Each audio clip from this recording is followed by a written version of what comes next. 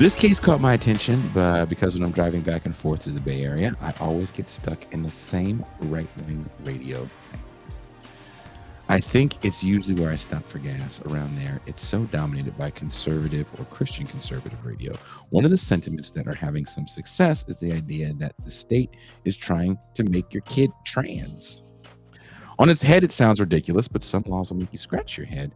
And in this case, to many, depending on what framing you hear first, would make anyone sympathetic to this father who is accusing the state of kidnapping his child on the grounds that he doesn't believe his 5-year-old son should transition to a girl at this very young age. It sounds like a bit of an insane case. I'm a parent of a 5-year-old. He wants to be a dinosaur. He quizzes me incessantly on my dinosaur knowledge, which is poor, to say the least.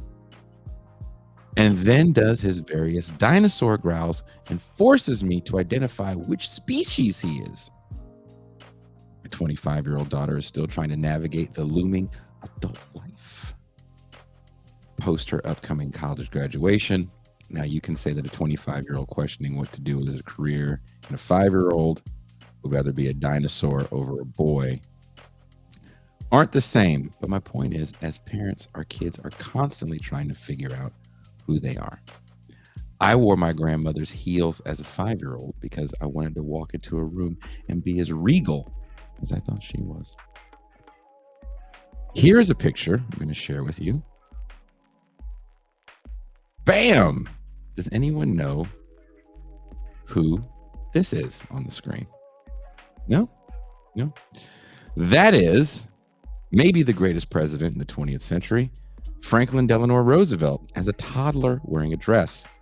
In pre-World War II America, before gender marketing was a thing, in post-World War II production, it was a sign of status for boys to wear dresses up until the age of 7. Now, back to the topic at hand. Adam Vina has been making the rounds as a poster boy for LGBTQIA rights overreach when it comes to transgender youth. His son, now daughter, is only 5 years old, and a court has ruled that he cannot have contact with his child. Vina says that's because his beliefs on children choosing their gender go against the child's mother and the state. He feels he's being punished. Maybe you've seen his social media posts or seen some of his YouTube interviews. A small man in stature who sounds very hurt. Well, who wouldn't be if they lost contact with their child? But Vina's issues with his ex didn't start with dresses and gender. Their bitter, years-long custody battle starts with alleged spousal abuse, a charge that Vina vehemently denies. Now, let me prepare a clip. It's harder to do without being able to yell at Toussaint for not being entertaining. I have to yell at myself for trying to find the clip and be entertaining at the same time. You guys can understand this man in this very baggy suit. At 4 years old, they treated him as full transgender. I received an email, an anonymous email from my son's mother, telling the school that Aiden is now full transgender at 4 years old. Good morning, everybody. Billboard Chris here. It's Sunday morning. I'm here in Phoenix, Arizona at AmFest, and I thought I'd have some conversations this morning, and I'd been outside for 30 seconds when I ran into Adam Vina.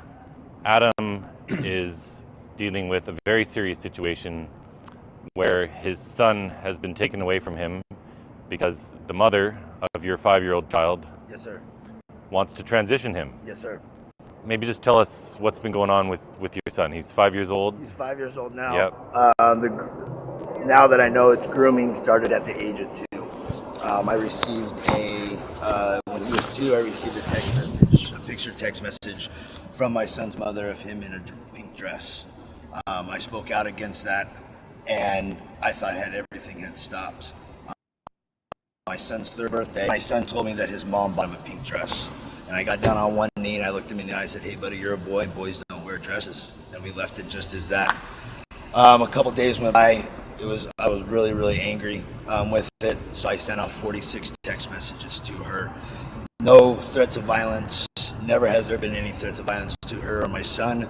And in those 46 text messages, she was able to get a temporary restraining order put on me, which kept me from my son. Fast forward to the court system from Pasadena, California, Judge Harvey Silverman, he ordered a gender assessment to be done on my son. At what age? How old was his I think Aiden was between like 3.5 and 4 at the time. He was 4 years old to have a gender assessment done on him.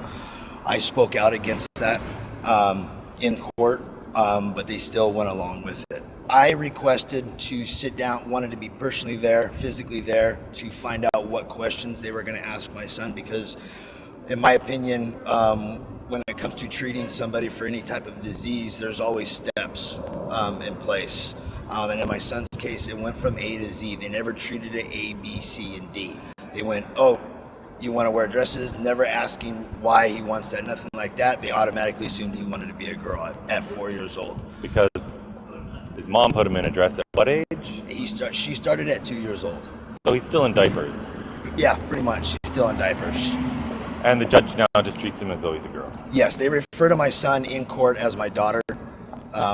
They refer to my son as she, her pronouns.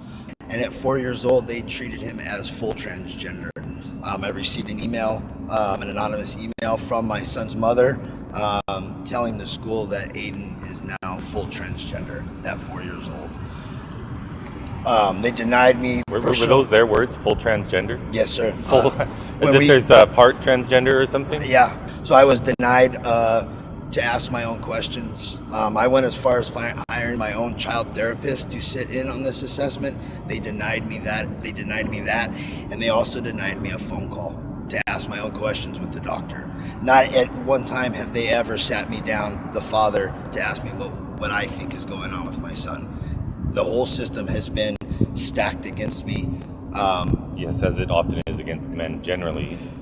So you received a restraining order. The first one was for how long? The first one was a TRO, which is a temporary restraining order for 3 years. Again, I'll tell your viewers and everybody, never has there ever been any physical violence towards her, never any physical violence towards my son. The only way that a parent or parents can be removed from a child's life is if there's abuse and neglect. And not at one time has there ever been any abuse or neglect either on my son or on her. Right. Because I emphasize that so much because people would think, oh, there had to have been a bad reason for this father to be removed from his son's life. But in fact, there's been none of that. It's just been text messages saying my son is a boy, do not dress him as a girl. So you had a temporary restraining order. Mm-hmm. Now what's the deal with the restraining order? Now we went, the first judge recused himself from the case. Me and my attorney do not know why the California judge from Pasadena recused himself. From my understanding is that that's very rare for a judge to be so invested into a case and then just one day completely recuse himself. So we're down at Los Angeles with a judge from the Los Angeles Family Court, Mark Duhas, and he is the one that ordered the 5-year restraining order. So that'll put me at 8 years completely disconnected from my son, and not being able to raise him as a boy, not be able to treat him as a man. I have missed going on now 4 Christmases. I still have Christmas gifts sitting at my house. One of my first videos on my Instagram was unwrapping his Christmas gifts from 3 years ago. Opposing counsel has done, which was court appointed, has done nothing to re-engage the father and the son in this. We went 6 months in negotiations to get my visitations back, and to get an email from the attorney saying, I kept emailing him, all right, give me this, give me that, what do I need to do to get back in my son's life? And only to receive an email, sorry Adam, but we dropped the ball. Yeah, they don't care because you have the wrong political opinions. Yes, sir. Yes, sir. Adam Vina. Follow this guy on Instagram, adam.vina. All right, that's enough for the ads. If you're not following TIR on Instagram, I don't give a fuck about Adam Vina, right? Fuck about that guy. Seriously, we need to get serious here. There's a few things that I'm sure you guys are saying sound fishy. Some people that are familiar with TROs. One person in the chat said, if you know the abbreviation TRO, then you are not in a good place in life. He's not being completely honest, but I play that clip because it's important to understand that clip, because that clip has a lot to do with the framing of the case. The only way you're going to understand about this case is through the framing of my kid is transgender. And this case starts before dresses. And I think it's very important to note that. There's also been some interesting comments in this chat by the one and only Kushlook that called in the other day and said, it doesn't really matter if a little boy wears a dress. Like I said, I wore my grandma's shoes. Right? I'm sure there's a lot of young men on here. I'm sure there's a lot of young women that wore their dad's stuff as little kids because it was cute and funny. I was talking with a friend the other day, and she said when she was young, like a toddler, she wanted to marry her brother because she loved her brother so much. Right? So I will read you an excerpt of the article because I want there to be some context to this. Carbone, that's the wife or the ex-wife, a 39-year-old in-home care provider, filed her first request for a domestic violence restraining order against Vina in June 2020. The request made no mention of their then nearly 2-year-old's gender, which wasn't a point of contention. It included 5 pages of abuse allegations going back to when Carbone was pregnant. She accused Vina in the request of constantly berating her, sending incessant texts, and making harassing calls, physically threatening her, and throwing furniture off her porch. This is important because you heard the man say in the clip, I texted her 69 times or 49 times.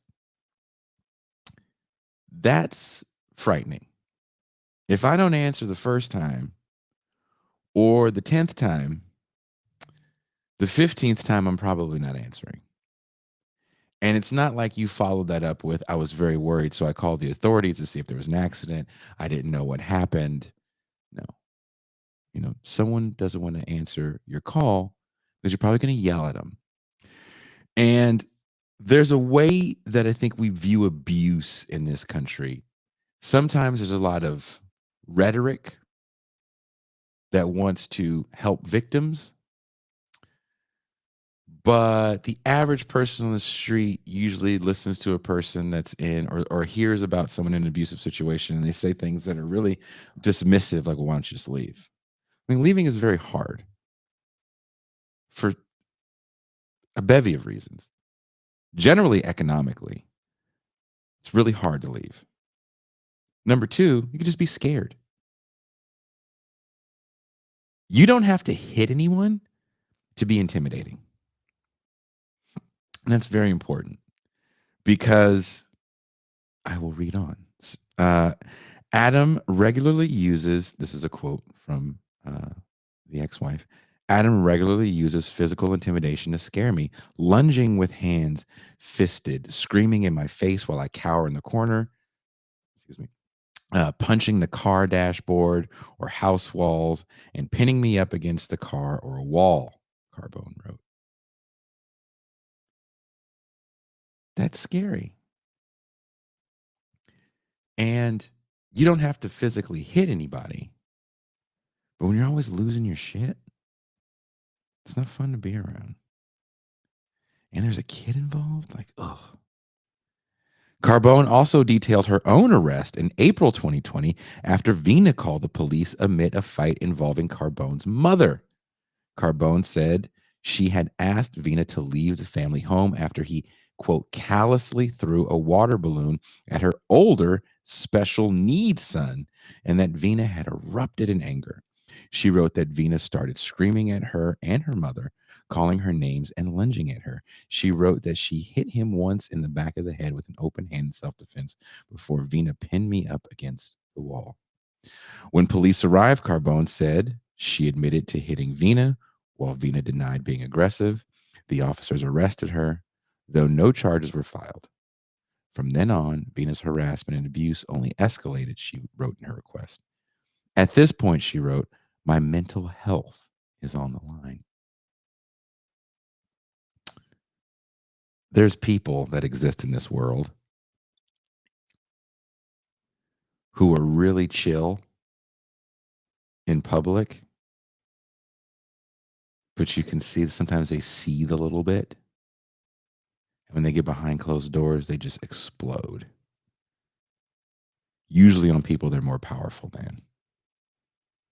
You guys saw the video of that tiny man swimming in that suit, so you know. Probably was a nightmare. The restraining order was denied. The couple agreed to share custody and to communicate only through a court-sanctioned messaging platform called Our Family Wizard. That's going to be very important. Vina and his lawyer said that the denial of the order proved Carbone had no evidence to support her claims.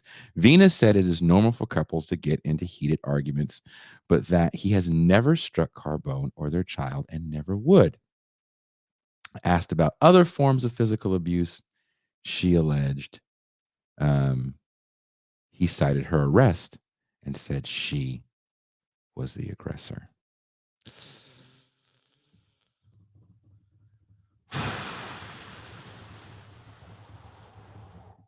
Yikes. Yikes, yikes, yikes.